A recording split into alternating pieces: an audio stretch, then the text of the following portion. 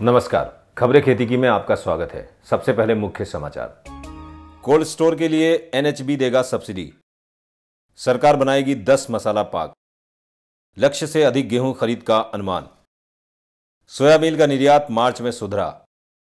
महंगी हो सकती है चाय। और अब खबरें विस्तार से।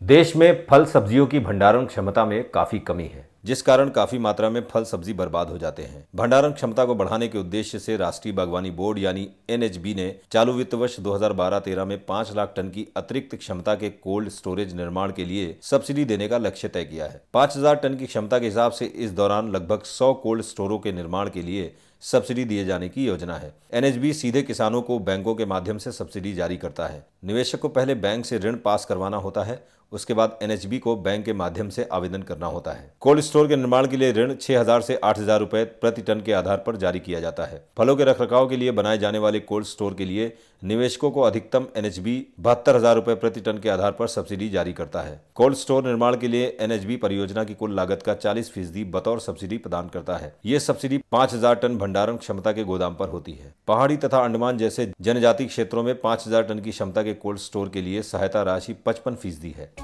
भारत से मसालों के निर्यात को बढ़ावा देने के लिए सरकार साल 2012 के दौरान पूरे देश में 10 मसाला पार्क बनाएगी। एक आधिकारिक घोषणा में कहा गया है कि भारतीय मसाला बोर्ड साल 2012 के अंत तक देश के 10 महत्वपूर्ण स्थानों पर मसाला पार्क स्थापित करेगा। इन मसाला पार्कों में 167 करोड़ रुपए के निवेश की बात कही गई है। इसमें से 75 करोड़ रुपए का निवेश पहले ही मध्य प्रदेश के छिंदवाड़ा, केरल के पुट्टाडी और राजस्थान के जोधपुर में किया जा चुका है। अन्य मसाला पार्कों का निर्माण इस साल के अंत तक आंध्र प्रदेश, तमिलनाडु, मध्य प्रदेश और राजस्थान के कोटा में किया जाएगा। मसाला बोर्ड राजस्थान के जोधपुर के निकट रामपुरा भटिया गांव में मसाला पार्क का निर्माण पूरा कर चुका है।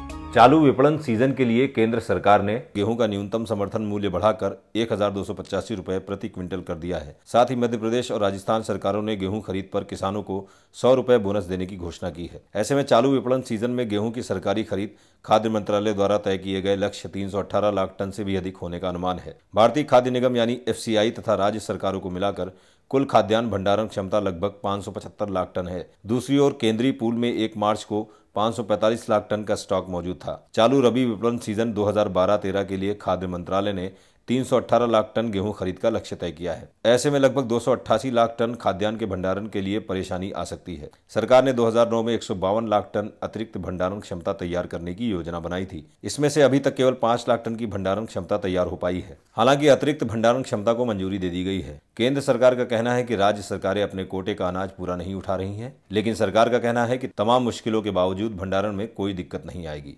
सोयाबीन के निर्यात में मार्च के दौरान सुधार दर्ज किया गया है, लेकिन पिछले अक्टूबर से शुरू तेल वर्ष 2011-12 की पहली छमाही में गिरावट आई थी। सोयाबीन प्रोसेसर्स एसोसिएशन के अनुसार मार्च 2012 में देश से 4.61 लाख टन सोयाबीन का निर्यात किया गया था, लेकिन अक्टूबर से मार्च तक की पहली छमाही में सोयाबीन का निर्यात 7% घटकर 27.85 लाख टन रह गया। पिछले फसल वर्ष 2010-11 की पहली छमाही में 29.97 लाख टन सोयाबीन का निर्यात किया गया था। भारत से सोयाबीन का अधिकतर निर्यात वियतनाम, थाईलैंड, जापान और इंडोनेशिया में किया जाता है।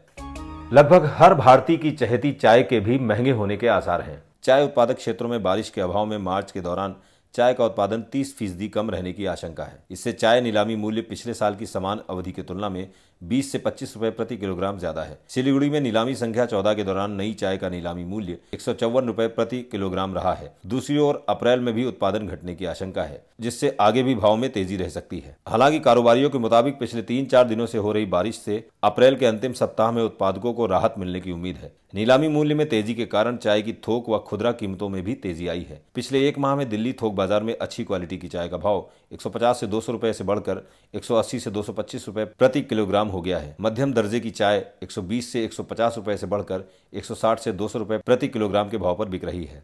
और आइए अब डालते हैं अंडमान निकोबार द्वीप समूह के मौसम पर एक नजर। मौसम विभाग द्वारा मिली जानकारी के अनुसार अंडमान निकोबार द्वीप समूह के अलग अलग भागों में आमतौर पर धूप खिली रहने और मौसम के गर्म रहने की संभावना है। साथ ही साथ कहीं कहीं हल्के बादलों की छाए रहने की भी संकेत है। अगले 24 घंटों में न्यूनतम तापमान 28 डिग्री सेल्सियस और अधिकतम तापमान 30 डिग्री सेल्सियस रहने का अनुमान है। और इसी के साथ खबरें खेती की यहीं पर समाप्त होता है। नमस्कार।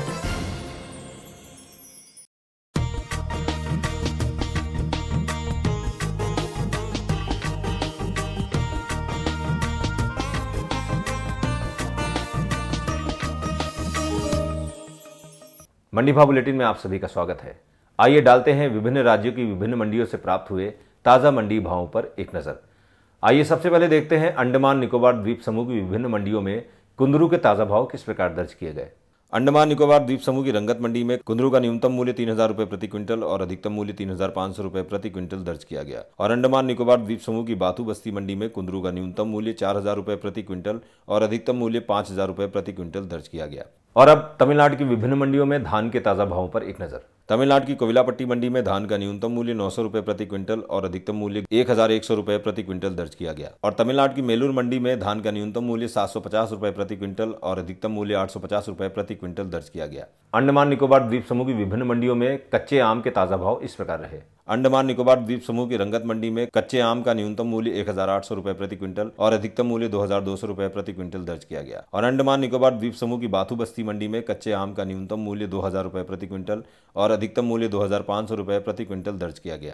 पश्चिम बंगाल की विभिन्न मंडियों में जूट के ताजा भाव इस प्रकार दर्ज किए गए। पश्चिम बंगाल की कूच बिहार मंडी में जूट का न्यूनतम मूल्य 2,325 रुपये प्रति क्विंटल और अधिकतम मूल्य 2,375 रुपये प्रति क्विंटल दर्ज किया गया। और पश्चिम बंगाल की मेखलीगंज मंडी में जूट का न्यूनतम मूल्य 2,100 रुपये प्रति क्विंटल और अधिकतम मूल्य 2,400 रुपये प्रति क्विंटल दर्ज किया गया। आइए देखते हैं अंडमान निकोबार द्वीप समूह की विभिन्न मंडियों में पुई भाजी के ताजा भाव किस प्रकार रहे। अंडमान निकोबार द्वीप समूह की रंगत मंडी में पुई भाजी का न्यूनतम मूल्य 2,700 रुपये प्रति क्विंटल और अधिकतम मूल्य 3,000 रुपये प्रति क्विंटल दर्ज किया गया। और अंडमान निकोबार द्वीप समूह की बाथू बस्ती मंडी में पुई भाजी का न्यूनतम मूल्य 2,000 रुपये प्रति क्विंटल और अधिकतम मूल्य 3,000 रुपये प्रति क्विंटल दर्ज किया गया। और अब अंडमान निकोबार द्वीप समूह की विभिन्न मंडियों में चुकंदर के ताजा भाव पर एक नजर।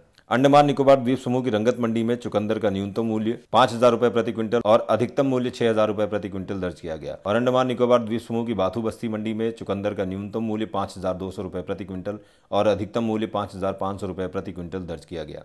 केरल की विभिन्न मंडियों में प्याज के ताजा भाव इस प्रकार रहे। केरल की कोलम मंडी में प्याज का न्यूनतम मूल्य 900 रुपये प्रति क्विंटल और अधिकतम मूल्य 1,100 रुपये प्रति क्विंटल दर्ज किया गया। और केरल की पलाक्कड़ मंडी में प्याज का न्यूनतम मूल्य 800 रुपये प्रति क्विंटल और अधिकतम मूल्य 1,000 रुपये प्रति क्विंटल दर्ज किया गया। और अंत में अंडमान निकोबार द्वीप समूह की विभिन्न मंडियों में लौकी के ताजा भावों पर एक नजर। अंडमान निकोबार द्वीप समूह की रंगत मंडी में लौकी का न्यूनतम मूल्य 2,000 रुपये प्रति क्विंटल और अधिकतम मूल्य 2,500 रुपये प्रति क्विंटल दर्ज किया गया। और अंडमान निकोबार द्वीप समूह की बाथू बस्ती मंडी में लौकी का न्यूनतम मूल्य 2,500 रुपये प्रति क्विंटल और अधिकतम मूल्य 3,000 रुपये प्रति क्विंटल दर्ज किया गया। देश भर के विभिन्न राज्यों की विभिन्न मंडियों में चल रहे आज के ताजा भाव आप www.egmarknet.nic.in वेबसाइट पर देख सकते हैं। और इसी के साथ मंडी भाव बुलेटिन यहीं पर समाप्त होता है। नमस्कार।